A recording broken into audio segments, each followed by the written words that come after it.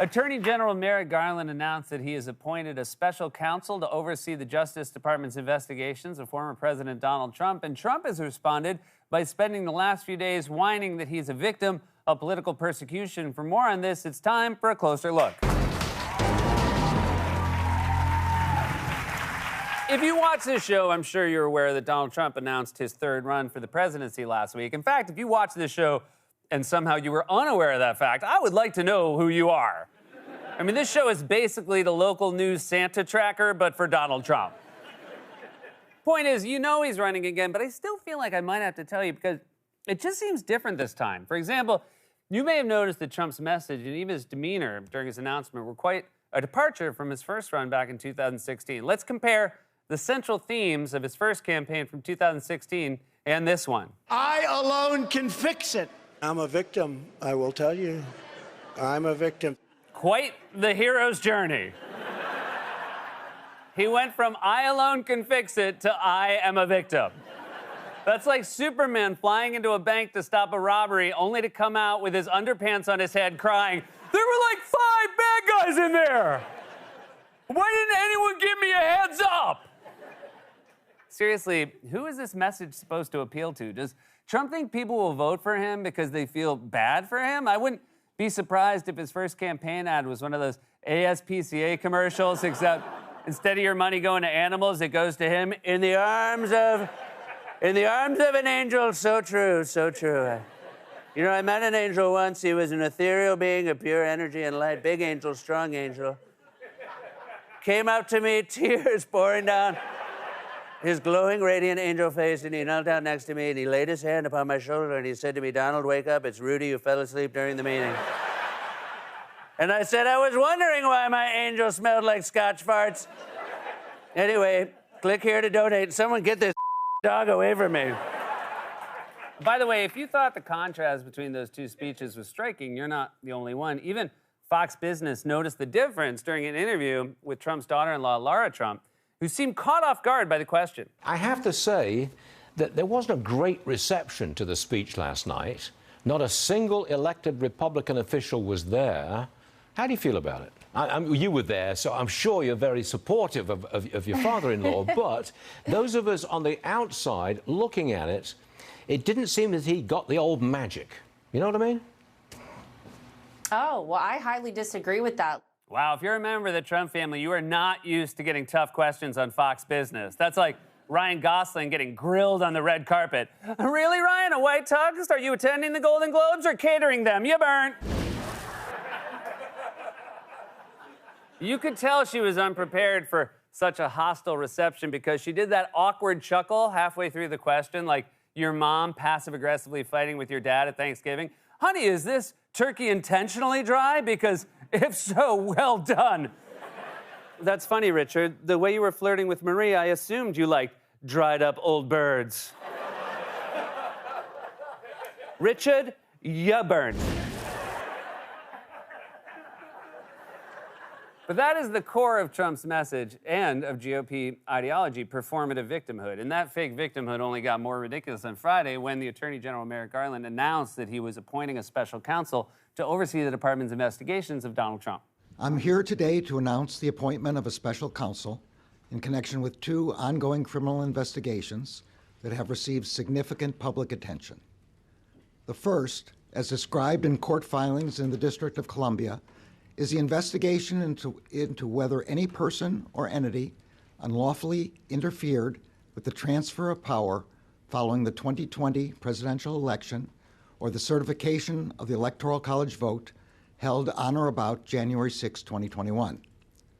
The second is the ongoing investigation involving classified documents and other presidential records, as well as the possible obstruction of that investigation, referenced and described in court filings in a pending matter in the Southern District of Florida.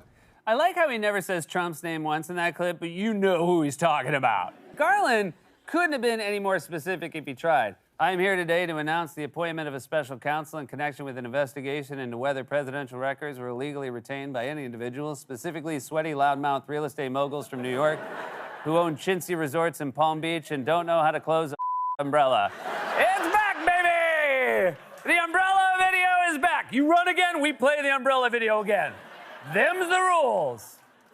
So if you're keeping track at home, we're now on our second special counsel looking into whether Donald Trump, a notoriously corrupt, criminal authoritarian dip, broke any laws. And by the way, special counsel Garland appointed is a guy named Jack Smith, who, by all accounts, and also by his name, another no-nonsense, tough-as-nail prosecutor who will follow the facts and won't be intimidated, which is the same thing they said about Robert Mueller, which is cool, I guess, but where did that get us? I mean, Mueller outlined 10 different allegations of obstruction of justice, not to mention actual proof that Trump's campaign openly welcomed and encouraged foreign interference in the election. And then all Trump had to do was lean into the mic and say, Wrong.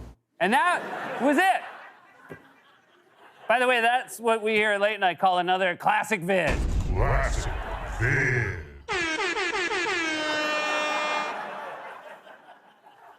Okay, yeah. I think they had time to read it, you know what I'm saying? Now, with all that said, the situation has changed this time, so there's reason to be cautiously optimistic that maybe things will be different. A former member of Mueller's team, Andrew Weissman, tweeted, "The new special counsel, unlike special counsel Mueller, will be able to indict Trump as he is no longer POTUS and will not have to worry about being fired from one day to the next by sitting POTUS, and he inherits a large amount of evidence and a team that is in place already." Okay, so how long should we give him? A week? Based on the evidence that's already public, he could have interrupted Garland's halfway through the press conference introducing him. We're going to give Jack the time he needs. Actually, Merrick, can I just jump in? I think I'm good to indict. I mean, did you see that photo, all the top secret documents spread on his floor? Pretty sure he left his fingerprints in the ketchup blots. Anyway, it won't surprise you to learn that Trump immediately started complaining about the appointment of a special counsel at a gala at Mar-a-Lago last week after the news broke. And in usual Trump fashion, he just went on and on about it. Also, please enjoy the fact that he's whining about all this stuff while also dressed like the piano player at a Long Island steakhouse. I want to address the appalling announcement today by the egregiously corrupt Biden administration and their weaponized Department of Justice. Would you like me to talk about that? This is a rigged deal, just as the 2020 election was rigged, and we can't let them get away with it. I was tried on the fake impeachment hoax on January 6th.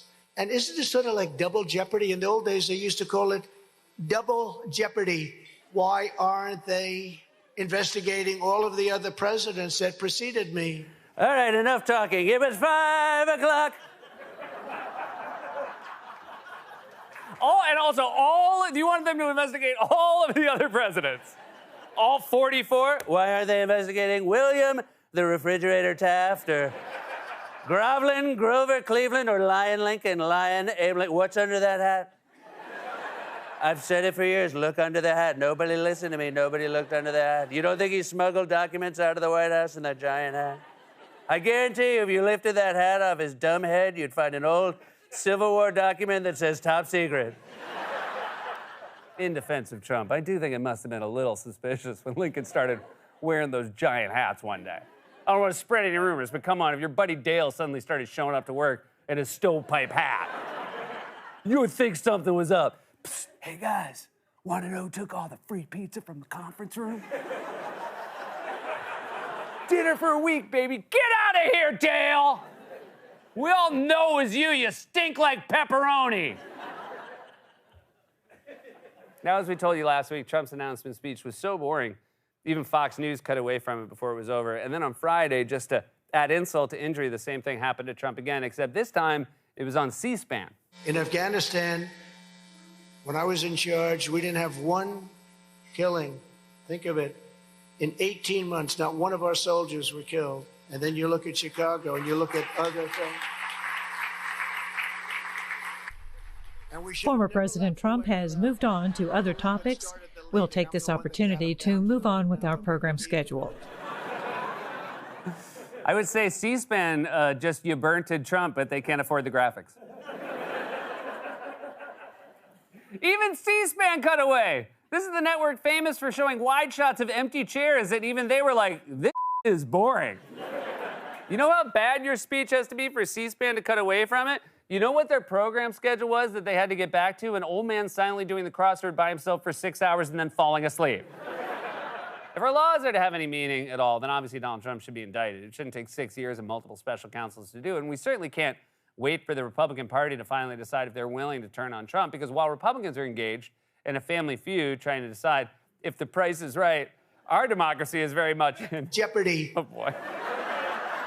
Guys, I saw it coming. I didn't know how to stop it. This has been A Closer Look.